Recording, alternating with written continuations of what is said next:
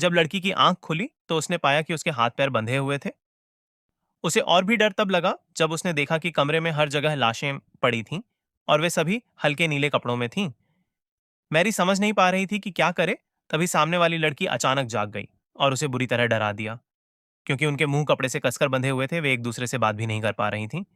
शायद अभी की चीख बहुत तेज थी, तभी बाहर से भारी कदमों की आवाज आने लगी। फिर एक जोड़ी चमड़े के जूते कमरे में दाखिल हुए और मैरी ने एक अचानक सी आवाज सुनी। उसने तुरंत दूसरी तरफ सिर घुमा लिया और मृत होने का नाटक किया। मानना पड़ेगा, उसकी चाल सफल रही। कातिल धोखा खा गया। लेकिन उसके पीछे वाली लड़की की किस्मत खराब थी। उसे बालों से घसीटकर कमरे से बाहर ले जाया गया। मैरी कुछ समझ पाती उससे पहले ही उसने बाहर उस लड़की के रोने की आवाज सुनी। आवाज धीरे धीरे गायब हो गई और मैरी को समझ आ गया कि कातिल बेहद खूंखार है। तभी किसी ने उसके कंधे पर हाथ रखा। मैरी को लगा कातिल वापस आ गया, लेकिन जब उसने सिर घुमाया तो उसने देखा वहां एक और जीवित बची हुई लड़की थी। वह बहुत डरी हुई लग रही थी। उसने मैरी को इशारा करके कहा कि बिल्कुल आवाज ना करे, क्योंकि जरा सा भी शोर हुआ तो बाहर वाला कातिल अंदर आ जाएगा। फिर से कदमों की आवाज सुनाई दी। वह लड़की तेजी से बिस्तर के नीचे घुस गई और मैरी को इशारा किया कि वह भी अपने शरीर को मोड़े। मैरी ने उसकी बात मान ली और आंखें बंद करके मृत होने का नाटक जारी रखा। तभी उसने जमीन पर एक भयानक सच देखा। अभी थोड़ी देर पहले जिसे घसीट कर ले जाया गया था, उसे वापस फेंक दिया गया था। लेकिन इस बार उसका पूरा शरीर ठंडा पड़ चुका था। वह मर चुकी थी। कातिल के चले जाने के बाद उस लड़की ने मैरी का हाथ पकड़ा और उसे आवाज न करने को कहा। उसने बताया कि उसे नहीं पता वह यहां कैसे आई। वह तो बस सोई थी और अचानक यहां पहुंच गई। अब उन्हें बस एक ही काम करना था, इस जगह से जितनी जल्दी हो सके भागना। दोनों खड़ी हुईं और जैसे ही दरवाजे तक पहुंची, उन्होंने हाथ मोड़कर उसे जल्दी से खोलने की कोशिश की। वे दरवाजा तोड़ना नहीं चाहती थीं, लेकिन फिर भी वह खुला नहीं और इसी कोशिश ने कातिल का ध्यान खींच लिया।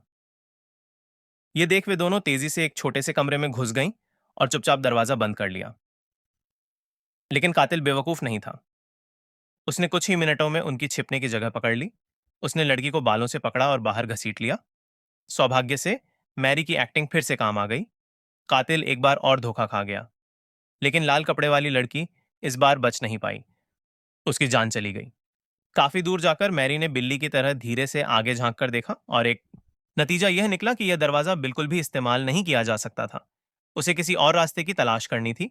उसने पास वाले कमरे का दरवाजा खोला और अंदर से एक लाश लड़खड़ाते हुए बाहर गिर पड़ी। यह समझकर कि यह रास्ता भी बेकार है, मैरी धीरे धीरे पीछे हटती गई और कमरे की खिड़की से निकलने की कोशिश करने लगी। लेकिन कातिल ने शायद पहले ही इसका अंदाजा लगा लिया था। उसने खिड़की को एक मोटे लकड़ी के डंडे से जाम कर दिया था। मैरी ने पूरी कोशिश की, लेकिन वह उसे तोड़ नहीं पाई। फिर वह बाथरूम की तरफ गई। बाथरूम से ज्यादा वह एक कसाईखाने जैसा लग रहा था, क्योंकि दीवारों पर हर तरफ टमाटर का रस, खून छींटा हुआ था। लेकिन मैरी के पास सोचने का समय नहीं था। वह सीधे खिड़की की तरफ बढ़ी, लेकिन वह भी अंदर से बंद थी। उसी वक्त कमरे के अंदर से किसी की आवाज आई। मैरी दरवाजे के पास गई और ध्यान से देखा। कातिल अभी कमरे में दाखिल नहीं हुआ था। इसलिए वह बाहर निकली और आवाज के स्रोत को ढूंढने लगी। आखिरकार लाशों के ढेर के बीच उसे एक लड़की मिली जो अभी मुश्किल से सांस ले रही थी। पहले हुए हादसों को याद करते हुए मैरी ने सबसे पहले कातिल का रास्ता बंद करने का फैसला किया। उसने पूरी ताकत से अलमारी धकेली और कमरे का दरवाजा ब्लॉक कर दिया। इस तरह अगर कातिल को आवाज भी सुनाई दे तो भी वह अंदर नहीं आ पाएगा। फिर मैरी लड़की के कान के पास झुककर बोली कि बिल्कुल आवाज ना करे। लड़की ने सुना तो वह शांत हो गई और मैरी से अपने बंधन खोलने को कहा। लेकिन लड़की की टांगें बुरी तरह घायल थीं। जरा सा हिलने से भी आवाज हो जाती थी और यह आवाज बाहर खड़े कातिल के कानों तक पहुंच गई। सौभाग्य से दरवाजा अलमारी से अटका हुआ था, जिससे उन्हें थोड़ा समय मिल गया। मैरी ने चारों तरफ नजर दौड़ाई और उम्मीद वेंट पर टिकाई। उसने एक छोटी मेज उठाकर वेंट के नीचे रखी और उसकी ग्रिल खोलने लगी। काफी मेहनत के बाद वह उसे खोलने में कामयाब हो गई। लेकिन उसी समय कातिल ने दरवाजा तोड़ दिया और कमरे में घुस आया। अब देर नहीं हो सकती थी। मैरी ने लड़की को उठाया और वेंट से बाहर निकलने का प्लान बनाया। उसने पहले खुद मुंह अंदर डाला, यह देखने के लिए कि रास्ता साफ है या नहीं। फिर लड़की को ऊपर आने को कहा। लेकिन लड़की अभी भी बाहर की डरावनी हालत देखकर बुरी तरह घबराई हुई थी। वह बिल्कुल हिली नहीं। आखिरकार मजबूरी में मैरी को पहले खुद वेंट में घुसना पड़ा ताकि लड़की को सुरक्षित निकाला जा सके। थोड़ा शांत करने के बाद लड़की ने अपने शरीर को वेंट की तरफ बढ़ाना शुरू किया। लेकिन उसकी घुटने की चोट बहुत गहरी थी।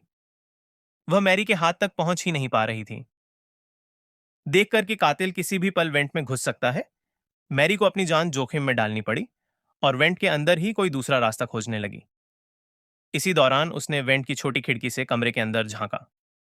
वह लड़की अभी भी वहीं बैठी हुई थी।